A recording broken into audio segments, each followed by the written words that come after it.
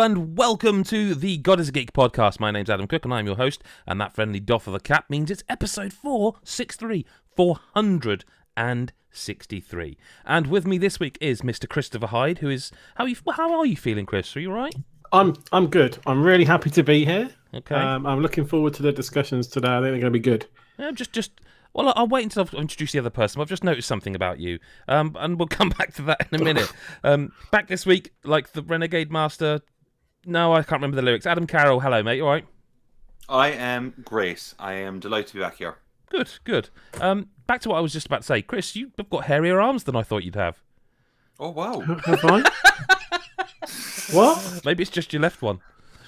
My left one? Oh, no, you haven't. No, you haven't. Sorry. Maybe it's just the shadow. When I put you full screen, I was like, wow, he's got like really hairy arms. No, you haven't. So that's ruined it, really. Sorry. I got a question. Yep. I got a question. Oh, God. Look, Chris, you have hairy arms. It's natural. Whatever. Okay, yeah. I have no hair. Oh. No hair on my ankles. Like, I'm talking like... No, they stopped though, didn't it? Pretty both. Like, hang on, no, lads. Normal. I can't. I wish we were in a room to really kind of get through this, but like, I'm talking like silky smooth ankles for someone normally. Yeah, the hair stops. Does it really stop there. my ankles? I feel like it's something to do with my socks. Well, it might be the socks, but But it's really annoying. It's like, where's the hair on my ankles? Like, it's like you're not supposed. Well, I mean, I don't think you're supposed to have hair on your ankles. I don't have hair on mine. I really am. Like, I'll check the other one. Come on, like Nothing there. It stops. Like at all. Are we talking like as if you? Is it like you got waxed? No, it's just as if the hair on my legs stopped at the ankles like a normal person. But does it feel kind of stubbly in some way for you? Or is there a small No, that's just the dirt because you don't wash your ankles. Ah, come on. Like, I mean, I'm not being funny. The video games we've got to talk about this week, I know, we're talking about hairless or hairy ankles. It's astonishing. I don't think. I mean, it's kind of sad I had to check, but I wasn't sure. Because it's never. Yeah, it was one of those things. I'm like 95% sure I haven't got hair on my ankles, but I want to go and check. Just make sure. It makes me feel a lot better anyway. But anyway, like I just feel sometimes I'm like, Jesus, what's going on with my ankles? It's been bothering me for a couple of years. Well, okay. Well, now you know that you're not alone. I'm glad. I wish you are not alone. What has that? So you are not alone. I am here with you. I don't know. I just remember. Oh yeah, that's bad. Though you're far away. Space Jam, isn't it? Yeah, actually, I don't think that's. No, never mind. I think isn't he going to prison? Mm-hmm. Well, then let's move on. Video games. Yeah, video games. It's happening, everyone. We're in it now. This is the madness. This is the busiest 2 weeks of the year. I think probably maybe 2.5 weeks. Metroid Dread, Switch OLED, which rhymes. Far Cry 6 is out, pretty much. Battlefield 2042, the beta. There's so much going on. Shall we get started with Nintendo? Shall we discuss some Nintendo shenanigans? Do it. I've got the OLED here, by the way. I mean, you can tell because it's white, right?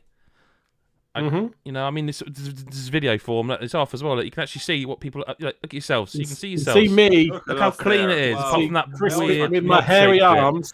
And there's my light. Look at that. Isn't it fascinating? My hairless ankles. Yeah. The Switch OLED. Should we start there or should we start with Metroid? What do you want to do? Start with the Switch. I think. Okay. Well, that's the Switch. So, I mean, I don't want to really repeat what I've said in the review, but I kind of have to because it is a Nintendo Switch. And So I was expecting to come on here and I was expecting to write a review that's like, oh, there's nothing in this for you if you don't play like a lot of handheld, right? And I don't. I don't play handheld. Or, I didn't play handheld very much. I would find that, especially a game like Metroid, where it's a relatively small, like, Samus is small on these screens. It's not the first person one, it's a 2D one. So I would find that it was just too small. It was just too small a screen, and I just couldn't, for long periods of time, play like that. It was not comfortable for my eyes, really. The screen has gone, I think, from 6.3 inches to 7 inches, which doesn't sound like a lot, but the difference really is that the screen is kind of now the whole of the Switch bar, a small bezel around it. It's like expanded, but not in a way the 3DS was, where it's like it's up-resed. It's like it's still the native resolution of the screen, and yeah, it looks... I mean, I don't think I'm... I didn't do anything video-wise with it. I don't think it's going to really come across in video form. Like, I'll try my best. Well, the but size of the screen definitely does. The quality. Yeah, it is a very clear, beautiful screen. It's really nice that screen size. I really like. I was saying this just before we recorded. That kind of like, aside from the quality, it is the screen size that's really the seller for me here. Yeah, that is the other one. Yeah, this is. I'm just going to put myself full screen. Yeah, this is the other thing. Like, the stand is fully stand. Like, it's actually a stand now. Yeah. Like, it's actually a stand. You still got the bits in there, like the for the SD card and that. But it is actually a stand now, and it genuinely, like, it's not going to come across in a video for people, but this is like quite stiff. Like, I don't think there's not much play there. It's supposed to be like, right, you've got it like that. Oh no, I want it like that. Yeah, it's a stand now. Yeah. So I started playing Metroid Dread on the OLED and capturing sort of thing, because we needed some footage. And with a game like that, because of the nature of like the progression through it, I was only ever going to be using like the first couple of hours of footage, because after that, it's like you want to see that, you play the game, not spoiling that. But even then, I was like, okay, now I better play handheld, because this is the Switch OLED, and the whole point is I need to see the OLED screen and review this console, because this is what it is. You put it in a dock, it's just a Switch. Yeah. I think 6 to 8 hours later, I was still playing handheld, and not like, oh, I really want to put this back in the dock and play it. It was really nice. My wife was watching telly in the evenings, and I was just sat there playing Metroid with the volume down low or with headphones on, and I was not like, oh god, because it looks so crisp and so nice on that screen. And so originally, like I say, I expected to say, nothing here for you, really, if you don't play lots of handheld, which, again, I didn't. It's difficult. It's a lot of money, okay? It's difficult for me to say, go and get one, because I didn't have to pay for this. Like, that is a massive, massive big deal. It is better. It is... Take away the screen for a minute, and everything else about it is kind of how it should have launched, I think. Like, the stand... I've got the original Switch here. The original Switch. The stand is a piece of shit. It's not a stand. It's just really hard to even open. I find it's hard to get out, and it's like it's flimsy. Like, the position of it, everything, it's all bad. And the thing about that is that's definitely not worth £300 to go and buy a new Switch with a stand. The dock itself, I can't show you because it's plugged in over there. I prefer the white one, like I say, but not worth £300. And they're selling the dock separately. The dock's got an Ethernet port on it, and so it's got 2 USBs on the side, which I'd actually forgotten. Because I never use the USBs apart from to just quickly pair a controller. Sometimes I use it to charge stuff with if it's nearby. I forgot it had 2 ports on the side and thought that it was only the 2 ports in the back. And originally, I know people were like, oh, so we've lost a USB port for an Ethernet port. So, and I was like, yeah, that does suck just having one. And I was like, oh no, it's got 3. I've got the old dock here. There's 2 USB slots on the side, which I forgot they were there. I'm literally looking at them now, and I'd forgotten as well. I've literally just looked at them to check mine has got them. Yeah, I've only used the ones in the back. Yeah. Sorry, so there was 3. So 1 and 2, and now it's just the 2 on the side. It's not a deal breaker for me. No. How strange! Course, I just forgot they existed. Just because the Switch is fundamentally a thing you use for games. I know that sounds silly, but you don't think about, I've got to plug this hard drive into this, and I've got to plug that into that, and I've got to... You just play games on the thing. So, I think it's the best version of the Switch, because it literally is. It's got the battery life of the the new models, so it's like a good battery life on it. It's just a really, really good device. And Metroid's a really good game to show it off. Like, it's like... I know people in our comment sections were like, oh, do you think it'll sell well? It's like, yeah, it's Metroid. And I thought you meant this. Will the no? OLED I don't know about well? the OLED. I really wouldn't like to guess. Whatever about will Metroid sell well? Yeah, well, sure. The thing is, I think Metroid sells. Metroid doesn't sell as anywhere near as well as some of the other franchises. So it'd be interesting with the Switch Metroids, 2D, and with the Switch ownership. The amount of people that own Switches, I think it will do really well. We didn't get a 2D. Well, we haven't had a 2D Metroid from Nintendo in 20 years. I know people keep pointing out Samus Returns. That's a remake, isn't it?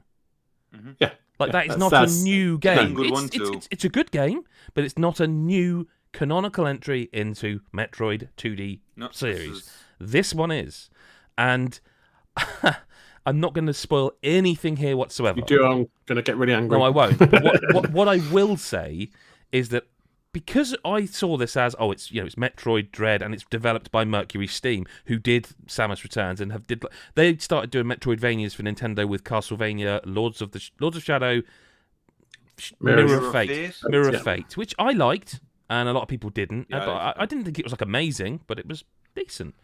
But because it's like not just a Nintendo game, because it's like a third-party developer in cooperation with Nintendo, I kind of got the feeling that this could look and play brilliantly, but I don't feel like it will do anything canonically. I don't feel like the story's going to be moved along because it's not a Nintendo game. It really does. I was really surprised about like the story in this game. In fact, I would argue there's more story or more things revealed, shall we say, in this game than they've done for a very, very long time. Which is, I know it's a bit of hype, and maybe I'm wrong, but I can't really just go because I'm not spoiling this game. It's not out at the time we're recording this. Importantly, looks great, runs great, sounds great. There's some sound cues in there that, like, the first time I heard it, I don't know why I didn't expect it, because, like, of course they would use certain sound effects, but I wasn't expecting it because it's a new game by a new developer. Yeah. And when one of them played, it was genuinely like a shiver. It's like, oh wow, okay, yeah, that's something. I've seen people criticizing the music. I think the music does a great job. Like the Emmy zones, there's a certain sound effect that they incorporate every time you enter one of these. That the Dread, it's called Metroid Dread, but it would put me massively on edge because of the sound design. Like it's not, I don't know, what's a high bar? It's not like, like how Sony first party games avoid the sound design like The Last of Us perhaps, or all right, no, it's not there. That's another thing, by the way. Sorry, just to jump back, 2 speakers on this thing now, and it's really loud, like wow loud, and it's got more bass and everything else. But anyway, yeah, Metroid Dread. So it's just really, really fun. Like it's so responsive. It kind of, when you play those original games, like they're still obviously phenomenal games, but there's no question that they have aged in a certain way. Mm-hmm. There's no question. Like there's games now like, like Ori and Hollow Knight and those kind, even like a Dead Cells with that kind of 2D jumping around stuff, that they are a certain level of responsiveness. Yeah. And the best thing, that maybe the happiest about Metroid Dread, is that it feels just like that. Like it's so smooth. But then I feel like Mercury Steam knew they had to achieve that. Maybe. They just had to. Like there was no other way around it. But I have to say that I think Samus Returns, like that remake that got on the DS, was really, really tight as well. Yeah. So like they're on the right track, but like I'm just curious as to like this is a 2D. I don't know what I'm expecting other than an absolutely banging 2D Metroid. No, that's what it is. That's what I think like what I'm seeing is like all the elements are in place. Yep. It seems to like, here's something I want to know about. Okay. I want to know about the visual aesthetic, right? Is something that I think quite a few people have been kind of like humming and hawing over it, including myself. I'm not like, oh, that's absolutely dog shit looking, but like obviously with the OLED it's going to pop way more for you. Yep. But there's no denying here that the art style is different looking. Like Samus, she looks incredible. Like the detail art is incredible. Mm-hmm. But the environments have this kind of like weird, I can't really, like metal effect almost. So all I would say about that is, remember what I said a minute ago, how I only captured like 2 hours of footage from the first 2 hours of the game. Right. And that's all I'll say. Because you can probably get what I'm yeah. Like, I'm really, really super conscious that this is the first new story in a 2D Metroid in 20 years. And so I was really, like, it was one of those where when I was editing the video review, I was like, this is maybe going to be a bit boring, because you can almost see like he's cut a bit from there, then a bit more there later on. But it was more important for me to tell people how good the game was than to show too much of it, because it's like I have waited a long time as well, and everyone else has waited a really long time for Nintendo to go, yeah, all right, we'll do something with Metroid. The only one left now is F-Zero, isn't it? Let's face it. They've kind of touched on everything. They've finally done a Metroid. It definitely isn't what you've seen. There's more to it than that. I guess it's on a planet that's like, it's got to have rooms. Do you know what I mean? But then there's also bits where I just don't want to say it. I just don't want to go into depth. It sounds a cop out, but there are other kinds of areas in the game. Yeah, the elements of surprise, like within these types of games, are it's a bit like, you know how everyone said like Gears 4 was like, no, that was all right. That was them proving they could do Gears of War after the original people did it. I feel like Samus Returns is Gears 4 or Halo 4 as well. You know what I mean? Well, that's a bit harsh, but you know what I mean. But I feel like Metroid Dread is Gears 5. It's them going, okay, look, we've shown you that we can do a Metroid. Do a Metroid, yeah. Now we'll do our Metroid. And while it's still canonical and while it's still part of the same oeuvre, what I will say is they mix things up. Metroids are... The genre itself is kind of like, so you'll start off very weak, and then you'll probably get a double jump midpoint, or you'll get an upgrade for this, like that. And the Metroid games pretty much have their formula for that. Mm-hmm. You get this, then you get that, then you get that. This game mixes that up, which is again another way of kind of keeping old fans on their toes a little bit, because you. Mm-hmm. I tell you what, I forgot how much there's a lot. She's a very. I mean, that's a spoiler, but I mean, it's at this point. You can't hope it wasn't. I have already said it, and I thought, like, fuck. I was really careful not to say it in the review, and then when I finished it, I was like, why? Like, it doesn't. Does it even matter? There's amiibos and everything now. That's true. I didn't think of that. I really should have. Yeah, exactly. I should have thought of that. Yeah, I said to Chris Hyde, and Ad, I'll say this to you because obviously I know you're going to play this as well, and I don't want to spend all the podcast talking about this game because I'll run out of kind of superlatives, so I will get to the negatives, but I will also say that when I finished this game, I said to Chris Hyde, and again, same to you, I think this might need to be a game we do a spoiler cast on. Brilliant. And I'm not sitting here saying we will definitely do it. I'm not saying we will definitely do it. We'll definitely do it. But I just genuinely think that there's a lot in here that is like, Christ, they've been saving some stuff up. Do you know what I mean? And that should excite people. On the negative side, I have to put this in before I forget. There are a couple of difficulty spikes that are outrageous. Like, I don't mind a hard game. Like, anyone who watches or listens to our podcast regularly knows I like the sort of Souls games. We all sort of play that stuff.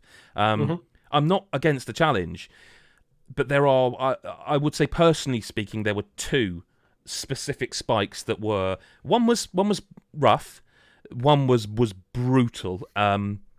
What I would say is that they're both quite late on. So like, even if it's like, look, I need to ask this though. Yes, go on. I need to ask this straight off the bat. These difficulty spikes, right? I'm with you. I'm totally like, yep. I'm up for it. Whatever. How is the checkpoint system? So the checkpoints are good. Spikes come into play. No, okay, if I'm dying over and over in a certain part, and I'm just like, oh my god, I have to do all this again. That never happened to me once. The only thing I would say is there is one particular boss fight where there is a cutscene before it, and before that there is a loading screen. Like, and every time it would spawn you, let's just call it an elevator. You would be at an elevator that you'd have to get in. It would load, then you would press start and skip the cutscene because you've seen it. I'd seen it a lot. And that's the only time that I was like, could you not have checkpointed me after the load?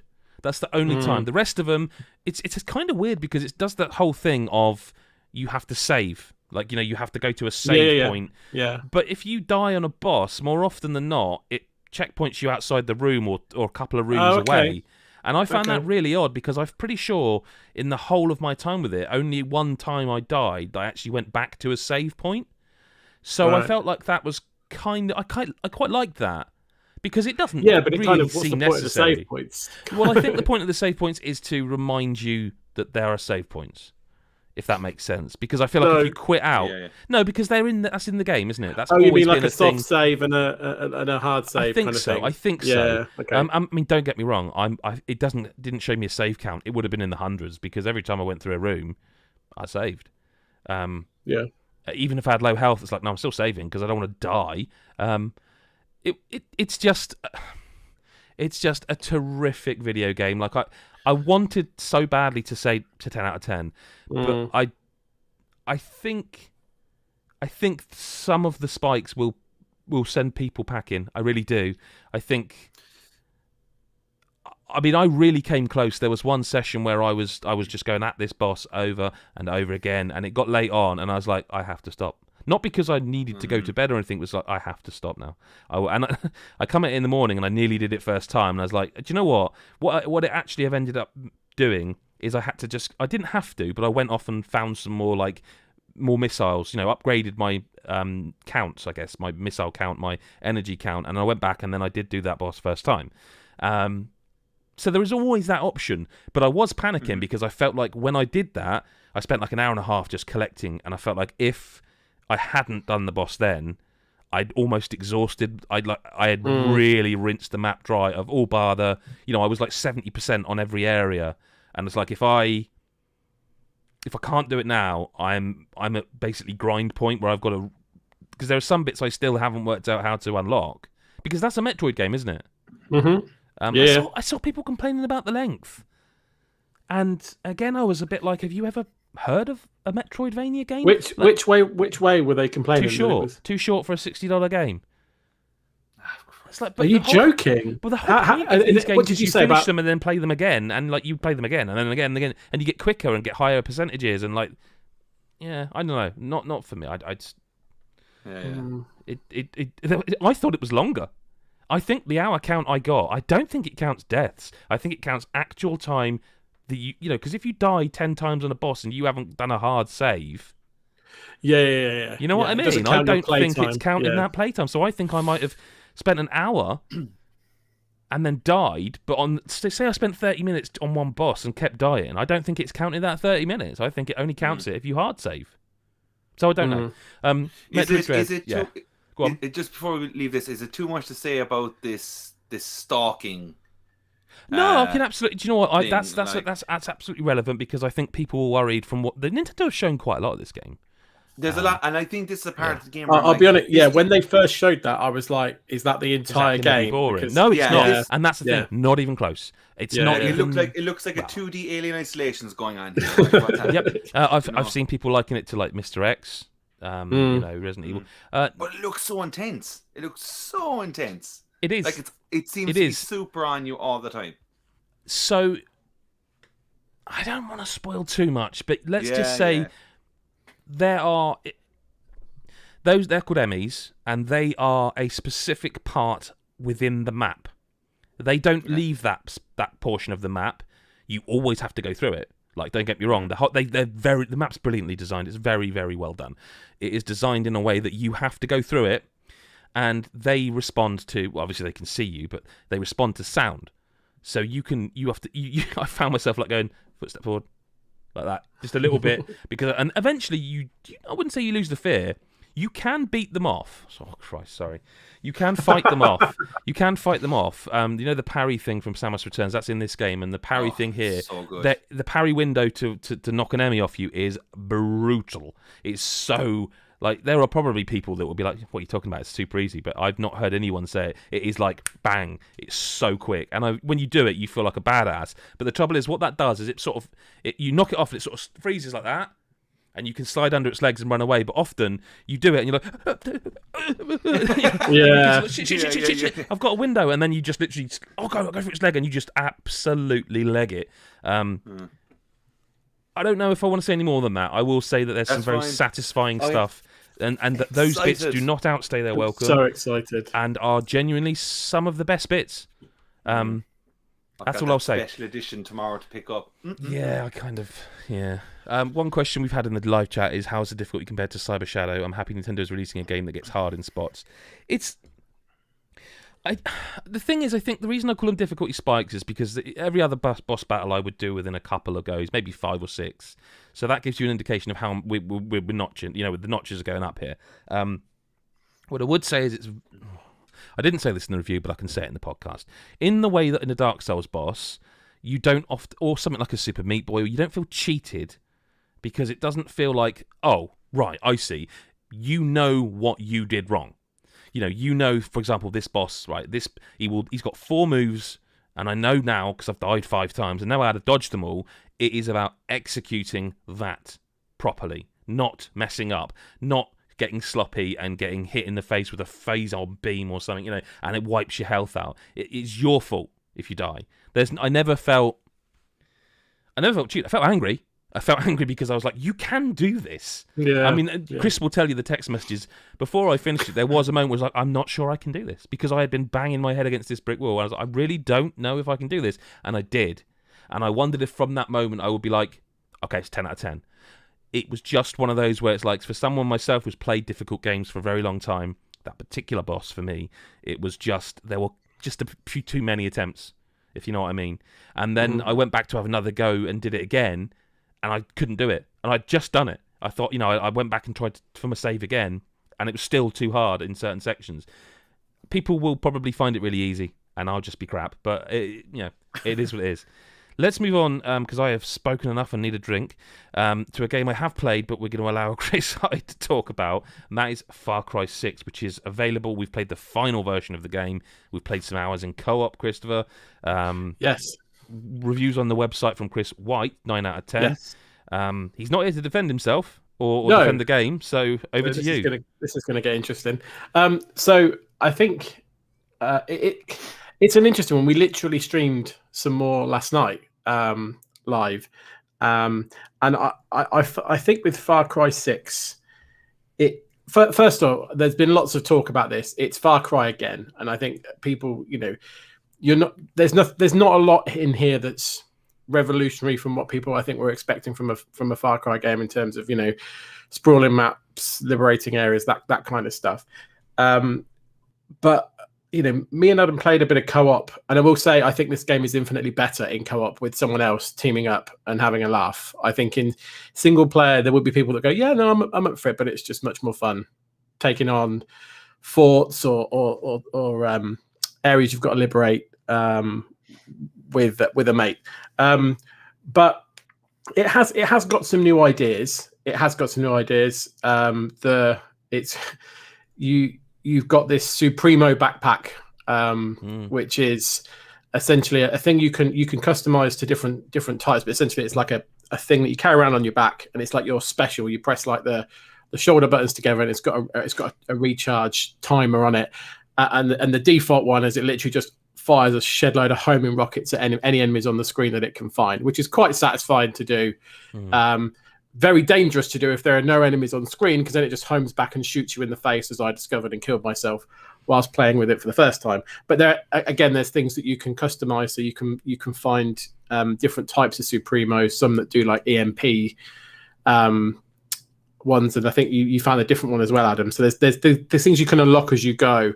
There's also a new thing for this Far Cry is kind of different types of like bullets. So you'll obviously have the different types of guns, like rifles and pistols and shotguns and stuff, but you can also get different types of bullets. So you can get bullets which are particularly strong against enemies that don't wear armor. You can get bullets that are particularly strong against enemies that do. And what you can do is then you can get to a scouting point near where you're trying to liberate an area, get your mobile phone out, tag all the enemies like you do in most Ubisoft games, and it will tell you what they're weak to, so you can make sure you've got the right gun to tackle the right type of enemy.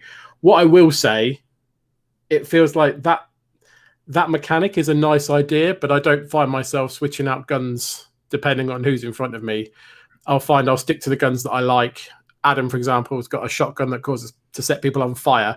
So he was just rocking around with that. I was rocking around with this silenced rifle with a scope, and between us, we were just taking out everything. So I didn't find myself, this one's weak to this type of bullet, I'll swap it out. I didn't find you could be more tactical, but I found that in the moment you just kind of shoot things that move. We've played what, 2 meaty co-op sessions now, Adam. And I mean, I played 5 hours of it preview. I've played double that now again. I'd say I played 15 hours or so of this game, not in sequence because obviously it's Yeah. But yeah. What I think when we played the first session, and I was like, it's all right. It's good. It's a good game. Like nothing I say in the next couple of minutes detracts from the fact that it's a good game, and people that like Far Cry will lap this up, no questions asked. What I literally found myself thinking is that. Do you not think? Well, you can come back. I am in a minute. big Far Cry fan. We'll get to that. I can jump in that in a while as well. Yeah. But I think that I found myself getting very strong Just Cause 3 vibes from this game. In sense of the setting, but also the way in which you go around the map and you liberate stuff in almost exactly the same way as you would in Just Cause 3. Just the traversal is, or at least initially, the traversal is not as fun or as dynamic as Just Cause 3. You know, you still got the vehicles and things to move around. We eventually did. Well, Adam did. I still didn't figure out how to unlock the wingsuit. Yeah, but I still don't quite get that. I think on reflection, I think I needed to unlock it as well for me to have it. I think anyway. Me needing to say I want the wingsuit now. But I still find myself thinking, with Just Cause 3, I found that it was, that game is just all about batshit craziness. Just Cause 3, it's a nonsense game, right? It knows it is. Yep. And Far Cry 6 is interesting because it has obviously lots of moments of that, but then it also tries to tack on, I think, this really quite serious story in parts, and it kind of doesn't know what it wants to be. And so it's fun, and I found myself, as we were unlocking more, me and Adam were doing co-op. Yes, we were unlocking more, and I was like, "Oh, okay. There's more to this." We than do need to address the co-op because they've dropped the ball again. They've dropped the ball again on that, and that's really upsetting that they're not listening to feedback on that. It is really annoying. So the thing is with co-op, so mission progress on co-op doesn't carry through across both parties. So I'm co-oping in Adam's while you're world. talking, sorry, I'm just going to try and find it because I'm convinced they said it was fully co-op. So I'm gonna go quiet and try and find it while you're talking. So I'd co-op in Adam's world. We'd go and do a load of missions, and when we started co-oping, we're at the same point in the story, right? At the point where you can start co-oping because you have to do a bit to unlock it. And then we play for 2 or 3 hours, do a shed load of missions, come out, and I'm still back where I was, still having to then do all of those missions again. However, there is some stuff that does carry over. So all the guns that I found, all the kind of gear, so you can get different shoes and trousers and stuff with different perks and stuff. All that sort of stuff is retained, which is good. So you don't lose all the stuff you've picked up. So all the loot and stuff is the same and stays with you. But if I want to progress the story, I've got to do all those missions again now, either in solo or with someone co-oping with me. Same as Far Cry 5. Yeah, exactly the same. I'll just quote you here. It says, XP and inventory progression will carry seamlessly between solo and co-op experience. And someone's comment saying, so it's the way it was back in Far Cry 5. You could carry your weapon perks, levels, etc., but the story progression wasn't shared to the player that didn't host the game. They would have mentioned it if it did. And literally follows up by saying, I played the last Far Cry games with a friend, but I wish story progression would be saved for both players. It's the only thing they need to do for co-op to be perfect. And then a follow-up to that, someone says, appreciate that. Very unfortunate. Won't be buying it if that's the case. Yeah. You are tethered to my save right now. You cannot play. You could, yeah. But you will be repeating the same I stuff won't. you've done. No. I will want. I prefer the co-op anyway. Yeah. But I won't be saying, "Oh, Adam, I'll just invite you this time." It'll be, "No, I'm coming into your world." I would have to because... play the same stuff again. Either way, the reason we did my world is because you had invited me originally, and I actually said to you, "Would you mind if we did it in my world just in case? Because I don't want to play through this a third time." Yeah. Because I'd already played this in the preview. It's astonishing to me that that they can't just make it so that it checks a box off somewhere that says, your gamer tag mission's been completed that mission, so progress him.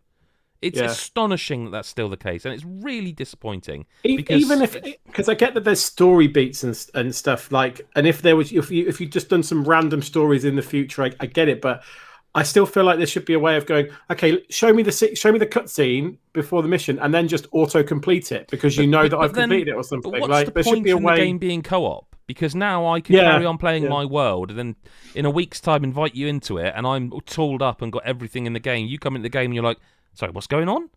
Yeah. Like, it is either kind of you play every minute of it together, or you don't play it at all together. Yeah. No, And I agree. I just think that's so... so baffling to me. It is annoying. And for me, it like you say, it puts a down on it because it is much better in co-op. It is so much more fun in co-op. I had a lot of fun when we're playing it, but it is going to restrict the experience now because we're like, right, I only want to play in co-op. I only want to play in Adam's world now because of what it is. That's your progression. Exactly. My progression has become your progression. Yeah. And then I'm going to be, then I become annoyed if he does progress it without me, because I'll be like, right, well, the only way I'm going to now see that mission that you've done on my own is I've got to go back and do all those missions beforehand in my world to get up to that level to do it. So it is a bit annoying. What I will say is it looks really nice. Very, very we were playing on good-looking PS5 game. and it's a really nice looking game. You know, and it's an interesting world so far to me. Like, I do like it's kept that exploration. Like, you know, it feels a bit weird in spots like we did that cave. We went spelunking essentially and found a treasure hunt, and it was like, it wasn't really worth it, but it was kind of cool that you could, if that makes sense. Yeah. There was so like, obviously I was like, I knew we were going to be talking about this, so yesterday I was like, right, I gotta get in some of this game. Gotta play some of it. So I did a 10-hour session yesterday. Oh my god. Oh wow, okay. Yeah. So I jumped in and I was like, right, here we go, drive on. And I agree with everything you're saying, Chris. No, I think, like, I've played every one of these games. Yeah, me too. In the series, and I think this one feels very Far Cry 2 in parts. Okay. For me personally, there's just a bit more kind of to it. What you're saying about the ammo and stuff, like the armor piercing rounds you have to kind of equip and stuff, and all the kind of loot and gear that you get, that's a bad move. I think it would work if they kept the leveling and skill points in it. So by removing that stuff, what's the point in any of it? What Chris is saying about, like, the world it's offering you, what it's trying to actually be, because let's be honest here, this is like Far Cry 6. This is number 6. Well, it's not. It's Far Cry 9. Well, of course, yeah. But like everyone knows the score with these kind of games. Like, so you're kind of hoping, like, I'm going to go in here now and get something new. If it's not new, let it just be fucking bombastic. And yes, there are massive moments of being crazy in it. Mm-hmm. I find myself doing that a lot more throughout the session. I was kind of like, all right, there's a place I can liberate, whatever. You have, like, it's very funny what guns you're saying, because I feel like everyone has, like, I got the shotgun with the explosive fire rounds. I think that was a pre-order bonus, and because we got, like, the ultimate edition of the game to play, I think, because you get, like, this blood dragon gear. We found that. I thought we found it. This was true. This was from a quest. Well, I thought we found it, but there is that blood dragon gear that you can wear, and I wondered if it was a weapon like that. But I think you're right. I thought we found it in a chest. So all the stuff it's offering you, like in the gear you're kind of there with, and all the explosions that are happening and the fire and that backpack thing you got going on, there's a lot of fun to be had. And that's all I want to get to. Like, I got the wingsuit, I got all that kind of shit going on right now, and that's a lot of fun. These are all elements of Far Cry that exist in previous games, and it's what I kind of love about the game. The story and all that jazz, just for me, I just don't care. I just don't care. Like, I'm walking around and, like, the characters are all very cliche. Like, you find a note, you press it just to add it to, like, being done. Immediately press circle. You're not even reading it. Can I say this right now? I'm not saying I'm not one for story. I love a story. Yeah, no, we know. That's just what it is. When Far Cry is issuing out this kind of theme, and it starts off very serious, and there is some serious beats. There's some really good bits of acting in there as well. I'm like, cool. Yeah. But, like, you pick up a note, and it's super long text, and you're like, oh, I don't give a fuck. I just want to blow things up. When you add that to the fact that now you have to consider, hang on, what bullets do I need for that guy, and what? What you want to do is just go. Just go straight in. But you can't. But that's what you end up doing, isn't it? Let's be honest. That is what you end up doing. But you can't, because there are certain enemies that won't take damage if you're using. Yeah. Well, they won't take enough damage. Like, you start off trying to be stealthy almost every time. Every time. It's difficult in co-op to be to be stealthy. Like, when someone will set the alarm off at some point. I'm not going to lie to you. Like nailing the headshots and like is so satisfying. It is so satisfying. But when the shit hits the fan, then you're like, all right, and you just like barrels, fire, everything's going off. You're like, let's just blow up everything I can see. that still is fun as well. And then you're kind of going, I felt like I just made a shit of that whole thing, but I had a lot of fun doing it, and that's just that. But then it just gets really serious. Really serious. Not only that, then, but like you have all the elements of a classic like Ubisoft game, whatever.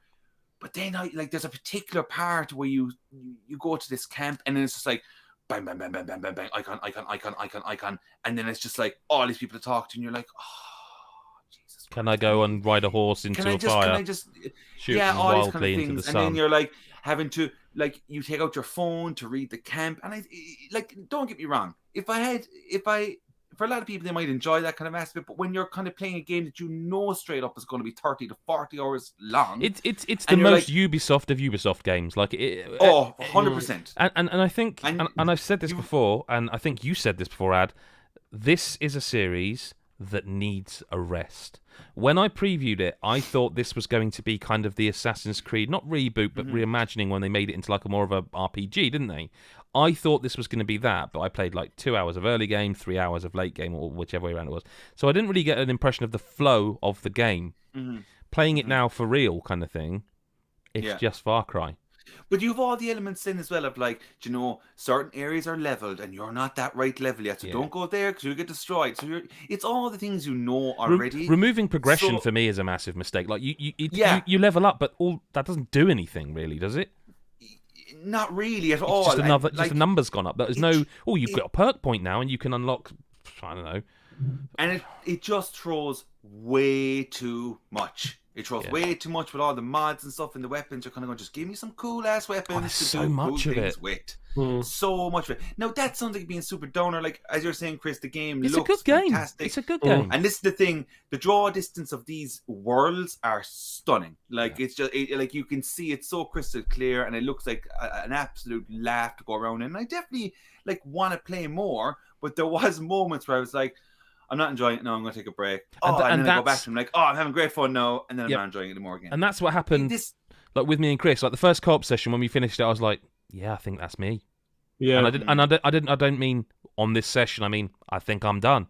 And then when we played it again, so listen, we'll always be honest on this podcast. We were doing it because the game was just about to come out. We thought people would watch it, and it'd be a good way to, show some people something that isn't out yet. And yet last night when we did do that, I was like, I actually think I do want to play more of this now because I feel like it was really interesting when you messaged me and go, "Do you want to play some Far Cry?" I was like, I knew you were. I don't know if I do, and then I'm really glad that I did because it was exactly that. It was really good fun. And then we carried on for a little bit after we stopped streaming. We should have just left the stream. But the other thing, we'll stop the stream now, and then we just kept going, and then even after we actually did stop the stream, we kept playing for a bit. I will say this, right? It is a good, well-made game. Absolutely, it's a very good, well-made game. This is such a shitty thing to say, but it's the truth for me. It's my truth about this game. I like it a lot. It's a very well-made game, but it is the least exciting game of this year. 100%. I have played every part of this game before. 100%. This before. And giving me a backpack where I can press both triggers, bumpers to fire off a rocket or repel a car or whatever, and like giving me a jet boost. Like it is. Putting you into third person for certain camps, giving me loot, which I don't care about, giving me more lore than anyone would ever need. It's just so lacking that excitement. And I've never said that about Far Cry. That's the thing. I've said it needs a break. I've said they need to come up with something, but I've never said it wasn't exciting and fun. It is fun, but by God, is it lacking excitement. But I'll be honest, Phil, it absolutely did not help the case for me either, coming off the back of Deathloop. Like, I know entirely two different games, but still first-person shooters, loot, with stealth all that kind of options, jazz, stealth options. So I was like, it's just different. Can I just ask one thing though? And I don't know if you're feeling the same. Now, as of yesterday, there was like a 22 gigabyte patch that came out. Yes, right. Yeah. So it's now 100 gigs. It's 100. I don't know what the hell is going on. I don't know what the patch about. Right? Have you found that like picking up like it's too far away. It's not. It's not as enjoyable to do. It's like it's too far away. Awkwardly, you have to get right on it to pick it up. Yeah, and it's like, no, this is not fun. And here's the funny thing, right? After the preview, they actually sent out like forms. Obviously you're going to write a preview, but they also want feedback, like direct. Is there anything you want to like say? This needs to change. One of mine was like, you need to change the optimal. Basically, when you pick items up, it needs to be more relaxed. Like it needs to be like if you can see it and get close to it, you can almost hold down square and it'll pick it up. They didn't do it. That's the one thing I was like, honestly, you must do that, and they didn't, and it's so weird. Holding down square now for picking up like fucking scrap, I'm like, just get rid of it. I can understand it for like an alarm where it's like alarms going off. Oh, I'm under pressure trying to do it. But picking up something, I'm just like, oh, I'm done with this. Just let me pick it up. Just let me just go bang, done. Yeah, but it's just a small criticism. The game has a lot to go on. It's a small criticism, man. But you are picking up a lot of stuff in this game. You ended up just letting me do it. Well, I knew you do it, so I was like, "This is great." Yeah. He's like, Chris can pick up all the crap because I'll just fight people. Did you lads also, just before we move on, did you lads get to like the cockfighting? No, I still haven't. I've heard about it, but I still haven't. That's causing a ruckus, and to be honest, they shouldn't have put it in there. Probably not. It's a bit weird. And it's just like you get a trophy for like doing a first round, but you're kind of going, "Fuck me! Why would I want to play this?" I did that in the preview when I played drafts, and it's like I actually used to play drafts with my nan and granddad when I was a kid. Quite liked it. It's just a very simple game, but it's quite fun. And I played it, and I was like, why would I ever do this again? And it's got to that point now, and this is why I think Deathloop speaks to you and me, and probably will do for Chris as well more, is that I think finally these massive companies have realised that there is no point creating a world that big unless every part of it is enthralling, whereas Deathloop is a far smaller world than they've ever made. And like even to the point where you go back to the same areas and they change the same area, but they change because of what time of day it is. I think people are finally realising, make some smaller stuff and fill it with really interesting content. It's like, I will salute that 100%. Before we finish up this week, I do want to talk about, I got a chance to play the Battlefield 2042 beta before the early access window, like it was like an influencers and press event. Are either of you particularly interested in Battlefield 2042? I mean, I'm in for that. Are you? Are you sure? Well, I'd like to, I honestly, every time I play a Battlefield game, every time I play a Battlefield game, I'm completely floored by how they capture its theme, and I just think it's so full on, and I just I'm always just blown away by what it's going for, and I'm up for it. When it comes to online games and stuff like that now, I think is Back 4 Blood out soon? Is it out tomorrow? Battlefield is out next month. You said Back 4 Blood. Back 4 Blood is out. It's technically out now if you buy the Ultimate Edition. Otherwise, it's the 12th for so the basically, Game Pass I'd be more version excited for Battlefield, really, when it comes to those online shooter games. Yeah, why is it not good? Well, this is the thing, right? Okay, yes, it's very good. And what it does, it's too big. It's too big. It's 128 players, man. 128 players. That sounds wild.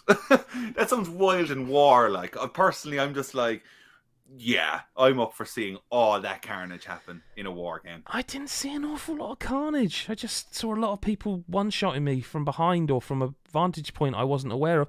So what they've done here is they've gone down the kind of specialist route. They've tried to make a hero shooter, okay? So think Overwatch, right? And then you're like, oh, aren't you? You're like, that sounds good. But what they've done is they've made these Overwatch-style, Siege-style characters where they've got special abilities and things they can do, but they've allowed you to pick your own loadout.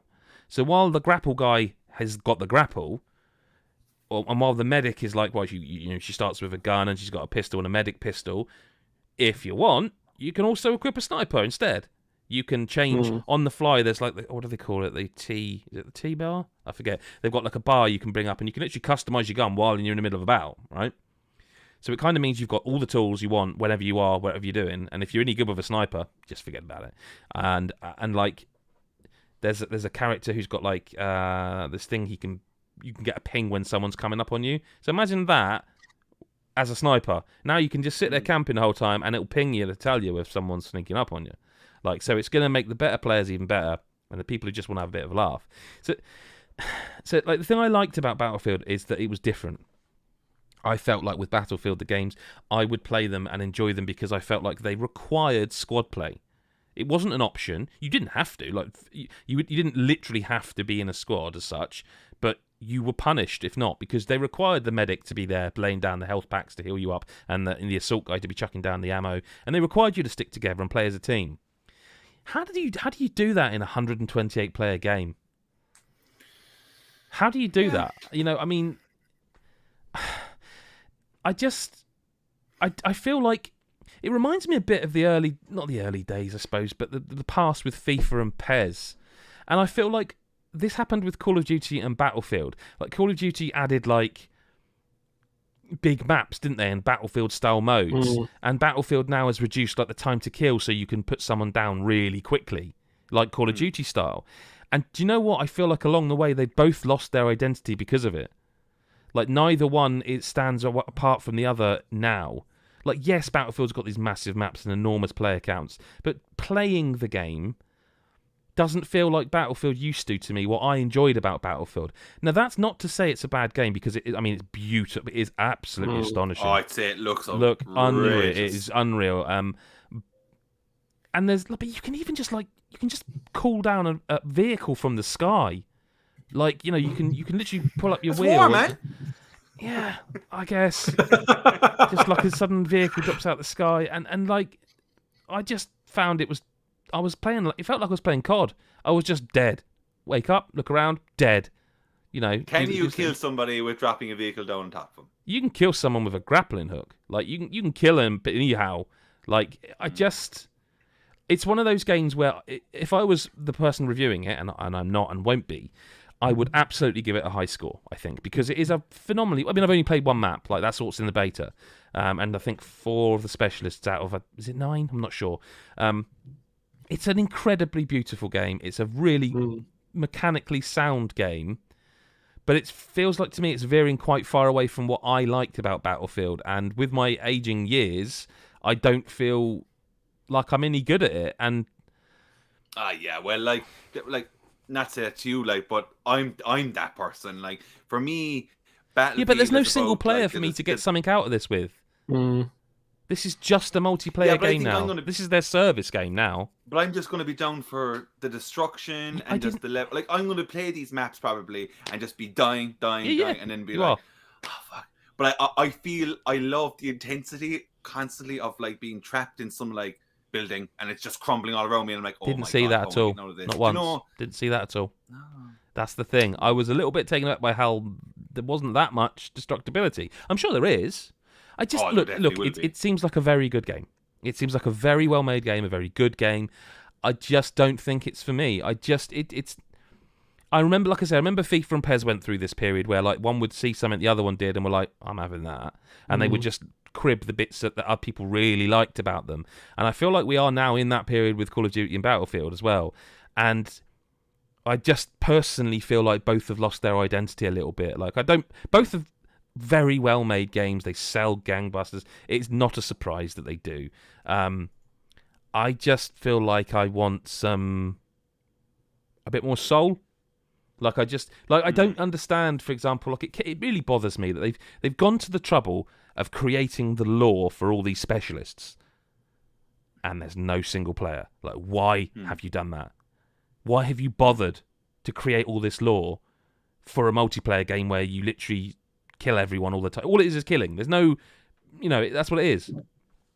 I don't get it. I don't get why there's all this lore for these characters. Yeah.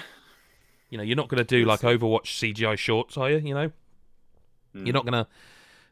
I mean, I suppose Siege does that too, but I don't know.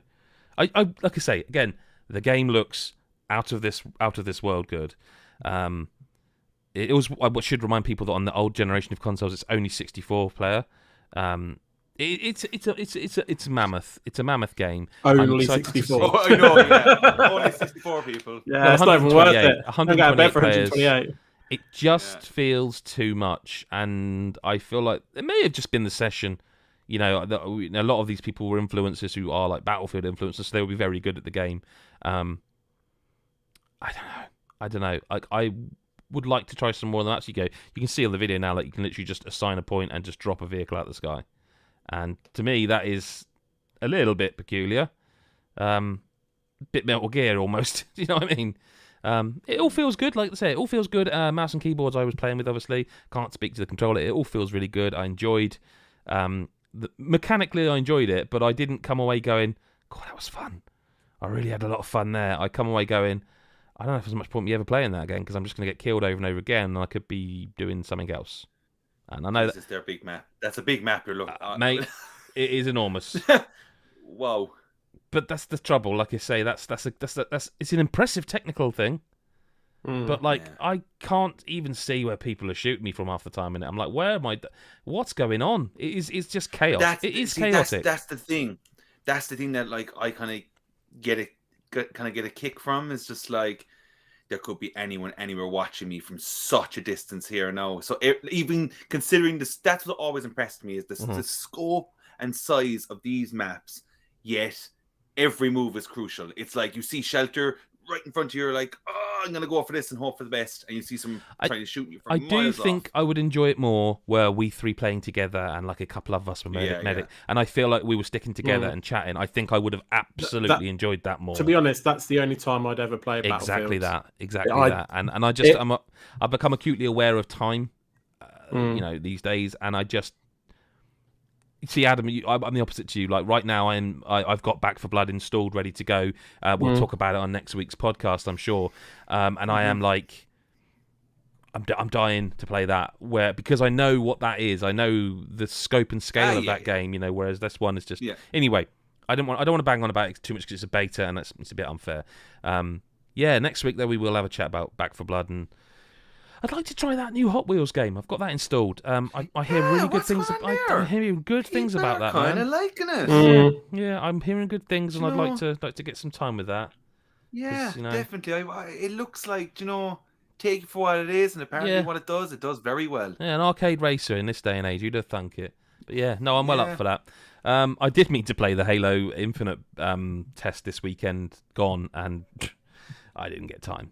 It's what time is a factor at the moment. People are kind of excited about that. That seems to go on. There's a lot to be excited about at the moment, games wise. There's a lot of goodness out there. My game of the year list is just getting longer and longer.